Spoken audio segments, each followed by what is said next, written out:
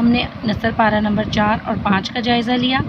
اب ہم چند ممکنہ سوالات جو امتحان میں آ سکتے ہیں نثر پارہ میں سے اس کا جائزہ لیں گے، اور اس کے علاوہ معروضی سوالات جو آ سکتے ہیں ان کا بھی جائزہ لیں گے۔ سوال نمبر 1، سر سید کے خیال کے مطابق ہندوستانیوں کو اپنے قوائے عقلی کو کام میں لانے کے مواقع کیوں میسر نہیں ہیں؟ تو بچوں اس کا جواب بھی انہی نثر پاروں میں موجود ہے۔ سر سید احمد خان کیا کہتے ہیں کہ ہمارے ملک میں جو ہم کو اپنے قوائے دلی اور قوت عقلی کو کام میں لانے کا موقع نہیں میسر آتا، اس کا سبب یہی ہے کہ ہم نے کاہلی اختیار کی ہے، یعنی اپنے دلی قوا کو بیکار چھوڑ دیا ہے۔ بچوں دوسرا سوال کیا ہے، قوم کی بہتری کیسے ممکن ہے؟ تو بچوں اس کا جواب ہے قوم کی بہتری اسی وقت ممکن ہے جب ہمیں اپنی تمام ضروریات کے انجام دینے کی فکر اور مستعدی ہوگی، اور قوم سے کاہلی یعنی دل کو بیکار پڑے رکھنے کی عادت چھوٹ جائے گی۔ اگلا سوال ہے، سر سید کے خیال کے مطابق ہندوستانی اپنی صلاحیتوں اور قوت عقلی کو کس طرح سے ضائع کر رہے ہیں؟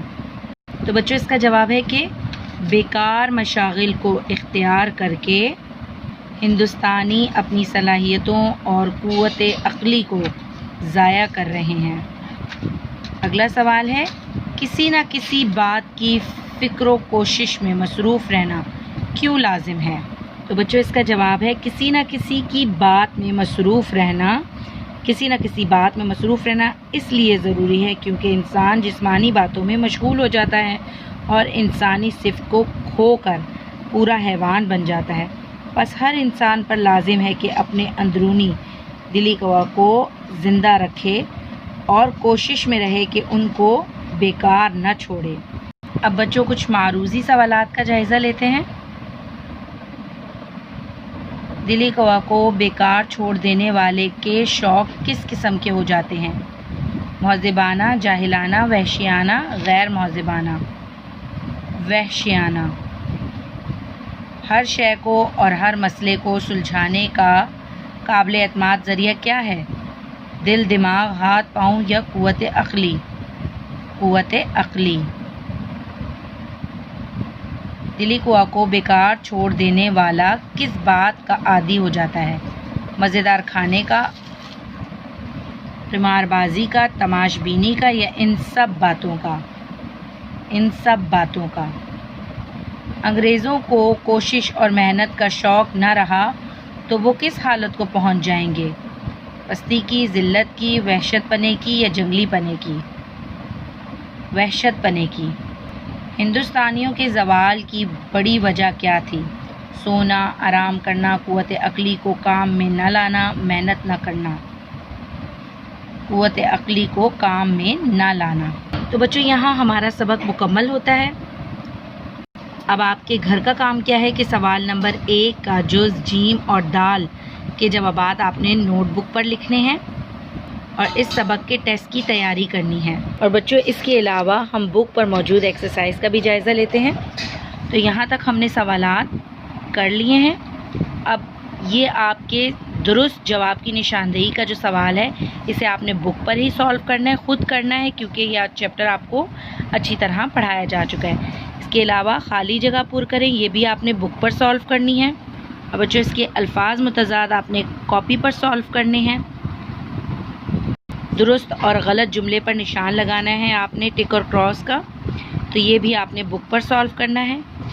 اعراب آپ نے جو لگانے ہیں وہ آپ نے کاپی پہ سالو کرنے ہیں۔ بچوں اب آپ نے سبق اچھی طرح سے پڑھ لیا ہے، تو سوال نمبر 7 اور 8 کا آپ نے خود سے اپنی سمجھ بوجھ سے جواب اپنی کاپی پر اتارنا ہے۔ اب بچوں اس کی جو آخری مشق ہے اس میں مضمون کے بارے میں آپ کو آگاہی فراہم کی گئی ہے۔ مضمون کیا ہوتا ہے؟ تو بچوں مضمون کا لفظ اپنی اصل کے اعتبار سے عربی ہے، یعنی عربی میں مضمون کہا جاتا ہے، یعنی مضمون کا لفظ عربی زبان سے لیا گیا ہے جس کے لغوی معنی ہے ضمن میں لیے ہوئے۔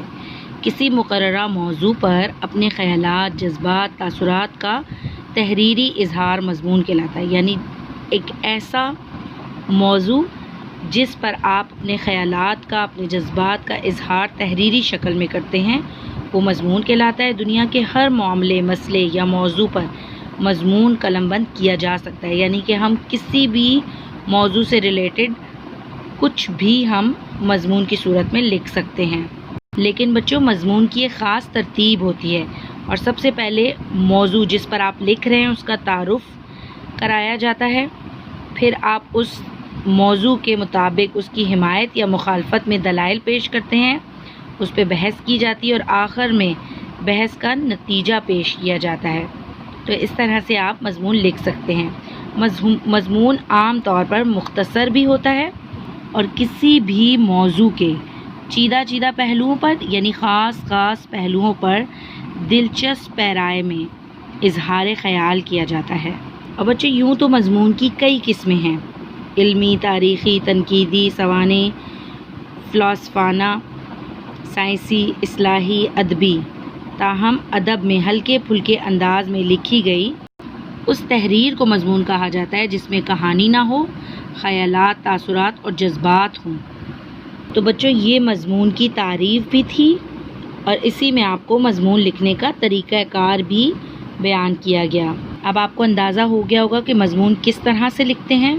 بچوں اس کے ساتھ ساتھ ایک بات میں بتاتی چلوں کہ آپ کا 9th کلاس کا جو بورڈ کا ایگزام ہوگا اس میں آپ کے پاس مضمون نہیں آئے گا بلکہ درخواست اور خطوط آتے ہیں اور مکالمہ آتا ہے، جبکہ 10th کلاس میں آپ کے پاس مضمون لکھنے کو آتا ہے۔ لیکن 9th کلاس کے بورڈ کے ایگزام میں آپ کے پاس مضمون کی تعریف آ سکتی ہے، اس لیے آپ نے اسے اچھی طرح سے اپنے ذہن میں رکھنا ہے۔ تو بچوں آج ہم نے سبق کاہلی مکمل کر لیا ہے۔ اپنا بہت خیال رکھیے گا۔ اللہ حافظ۔